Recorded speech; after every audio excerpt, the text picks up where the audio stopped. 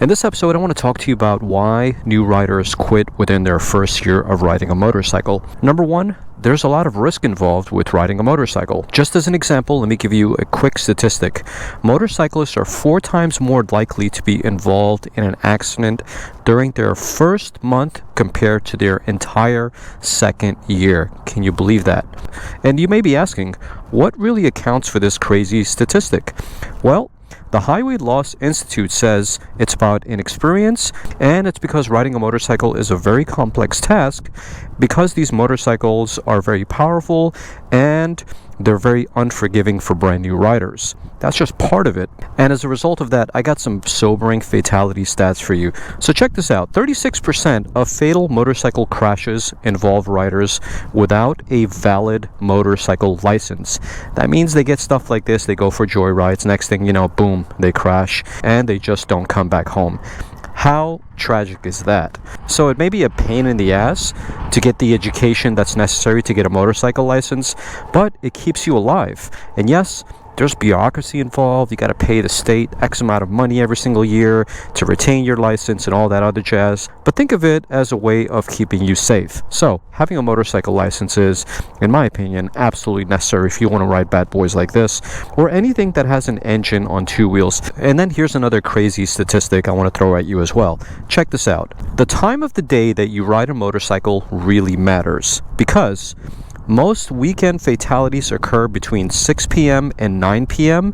and on weekdays, the most dangerous time to ride is between 3 and 6. How crazy is that? Maybe this is the reason why I never ride at night. Maybe this is the reason why I am always home around 5 o'clock.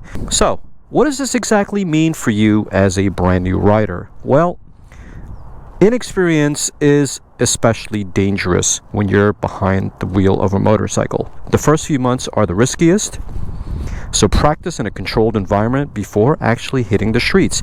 And I talk about this extensively in my motorcycle mastery course, which is about to be released sometime in February, March of this year.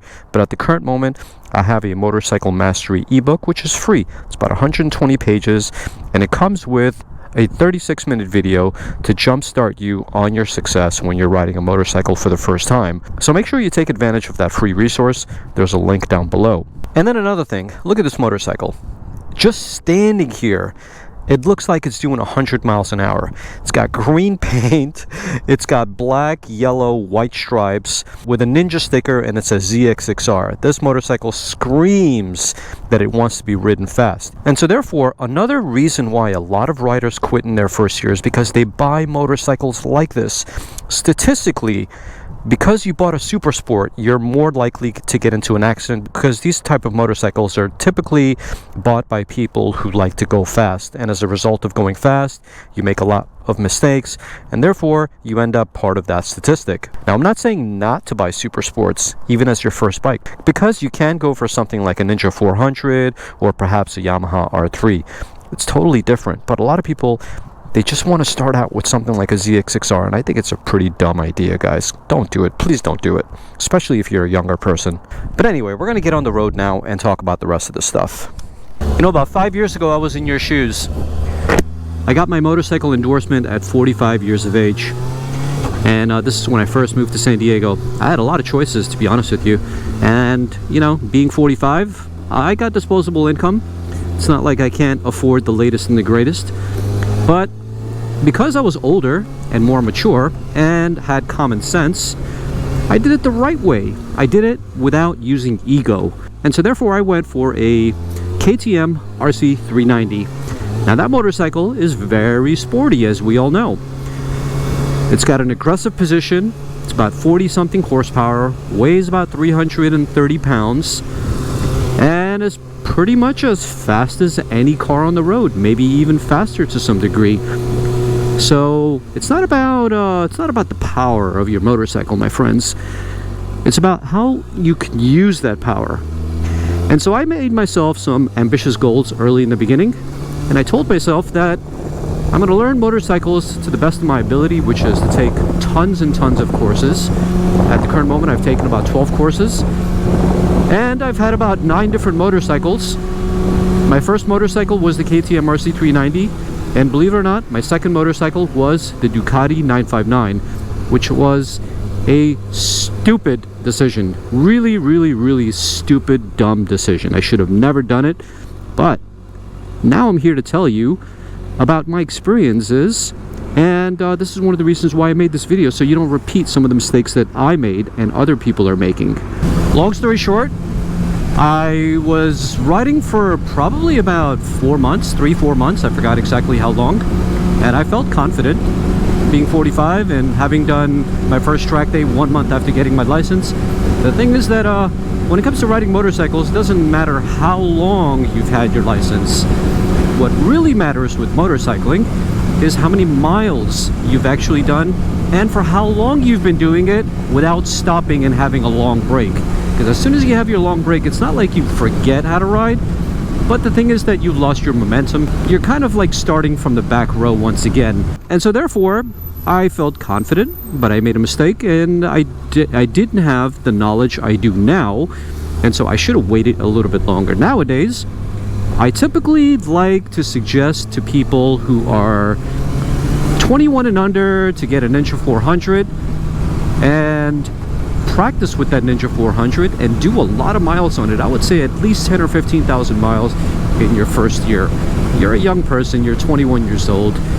Careers and things like that may or may not be that important to you, so you're not really there yet. You're going to be concentrating mostly on fun. So if you're going to have fun, you're going to ride that bike all the time. 15,000 miles in your first year should be absolutely nothing to you. But even for someone who's older, if you can't put in the miles on your first year, 12 to 15,000 miles in your first year of riding with a bike that you can handle, okay, then because of your age, you could probably bring that down to about 6 months and half the miles. So if you're anywhere between 35 to 40 years old, my recommendation is to ride anywhere between 6,000 to 8,000 miles and start out with something that's manageable and not something that's crazy. As I mentioned in the beginning of this video, these super sport motorcycles, they were designed to go fast, and so you might say to yourself, oh, you know what, I'm just gonna get a ZX6R as my first bike, or a Yamaha R9 as my first bike. I'm a level-headed type of person, and my friends always tell me that, and I've always made smart decisions. But you know what, I'm also just like you, but I'm also 49 years old. I'll be 50 in March. And every single time I get behind the wheel of this bike, there's something inside of me, even to this day, that wants to push it to its limit. And so if you're half my age, in your 20s, and you're riding a super sport, don't tell me that you have self-control, because I know you don't. Okay, you're just talking yourself into it, and you're just BSing yourself into buying a motorcycle that is going to be too much for you. And then guess what? You're going to be part of the statistic that I'm talking about being those riders that get these kind of motorcycles, and then it's too much for them, and then they end up quitting in their first year. What in the world is going on here? What the heck? What the heck is going on here? Oh boy. Oh shit, there's a fire. Oh crap, there's a fire over there. Oh my god. Well, now I'm forced into the highway. Anyway, yeah, the California fires right now are crazy. Okay, coming into this highway wasn't part of the plan, but I'm just gonna roll with it. California's having a really tough time, man. But yeah, going back to the statistics about why motorcyclists quit in their first year, motorcycles are extremely complex. And before doing this vlog for you guys, I was reading the National Highway Institute website and going through everything just so I can have some research for this vlog. And the statistics really made sense. First of all, a lot of riders get into motorcycling and they just don't realize how complex motorcycles are. I forgot this one bit that I read, but they were saying that, but just to get out of the parking lot or get out of your driveway into an intersection so this way you can merge into the street requires like 7 or 8 different steps. Your learner's course may or may not teach you everything. And to be honest with you, just like me, when I first started learning how to ride, I paid attention, but as much as I could. You know, there was like 100 students and maybe 3 instructors to kind of guide us, and a lot of the times they would talk over us and they would explain things in a way where I didn't really understand what they were saying. You know, I've been in your shoes. I know what you're going through. What I want to tell you is this. Number one, please buy a motorcycle. Please, please, please buy a motorcycle that you can handle. Don't buy something because your friends are going to tell you you'll be bored of it. I get it. You're going to talk yourself into putting this motorcycle in rain mode or whatever that is, but it's not like in rain mode you're going to have less than the 127 horsepower that this is rated. It's just that your throttle response is going to be a little bit less, but it doesn't mean that it's not going to do 150 miles an hour at a blink of an eye.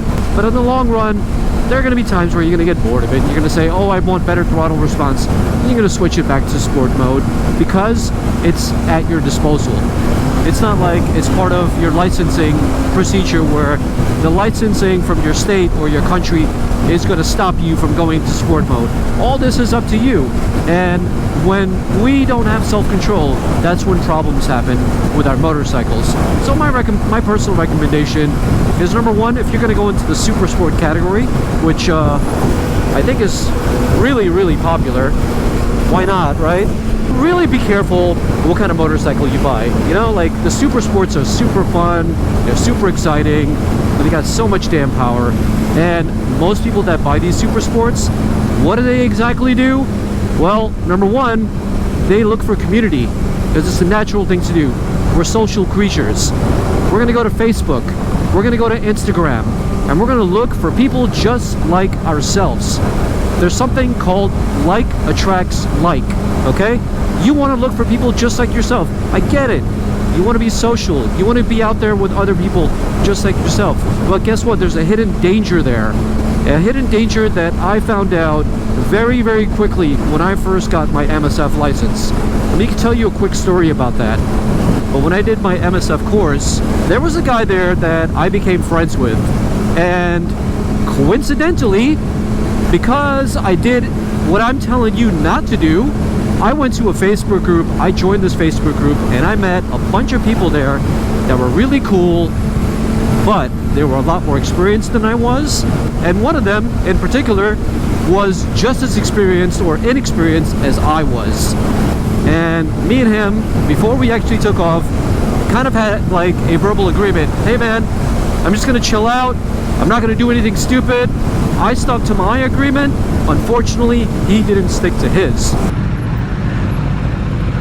Me and you, we're gonna take it easy. Oh no, definitely. I'm really serious about that. No fucking around for me, man. And I noticed him behind me, and he got kind of impatient with me riding my ride, because when I make a promise to myself, I don't break my promise. And that promise was to ride my ride, which is basically not to try to keep up with anybody, and to do what I'm most comfortable doing. So if I felt comfortable keeping up with people, I did it. But if I didn't, I wouldn't do it, and I didn't. So what happened next was he went through the double lines, crossed it, and I think he had target fixation, and he ended up rolling over, did a couple of cartwheels, and pretty much destroyed his motorcycle and his ego. And I'm not exactly sure where he is now, if he's even riding or not, but at that point he sounded really, really deflated, and it kind of sounded like he wanted to stop riding motorcycles. You okay? Yeah, I think your bike is out of commission, man. I think I am as well. Sorry, brother. It is all good. It just needed that sign, you know, to fucking see if you need to. All right. Is it on neutral? No. Put it on neutral. Yeah.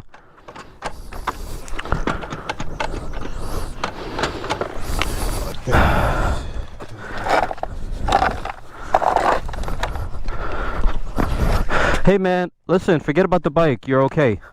So this is what I mean, guys. Number one, if you get a motorcycle, ride your ride. Number two, if you do get a super sport like this, buy something that you can handle.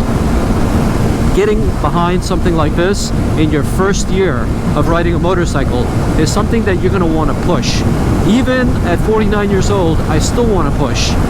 And this is something that I have a difficult time doing. And so imagine at 49, if it's difficult to have self-control, how will it be at the age of 30? How will it be at the age of 25 or 21 for that matter? 2 hours later. Anyway, to sum all this up, guys, inexperience is very dangerous. So part of the reason why a lot of people quit in their first year is just not having enough experience, making a lot of stupid mistakes, getting these kind of crazy motorcycles, and sometimes not even having a license or endorsement or anything for that matter. So when you put all these things together, this creates some kind of a crazy concoction of reasons why a lot of riders just typically quit in their first year. So my recommendation is to be methodical about this. Make sure that you're educated when you're riding a motorcycle. Make sure you get the right type of motorcycle. Make sure that you follow all the rules and regulations when it comes to riding in your country or in your state. And of course, don't forget, there's a link down below to my Motorcycle Mastery book. Download it, it's completely free, and it will save you from quitting in your first year of riding your motorcycle. It's packed with tons of information, and I've created it for people like yourself. My goal this year is to grow the channel out to about 60,000 subscribers, and at the current moment, if you're watching this, we're close to or at 40,000. So please make sure to like this video, and your subscription means a lot to me. So I will see you guys on the next episode. Peace.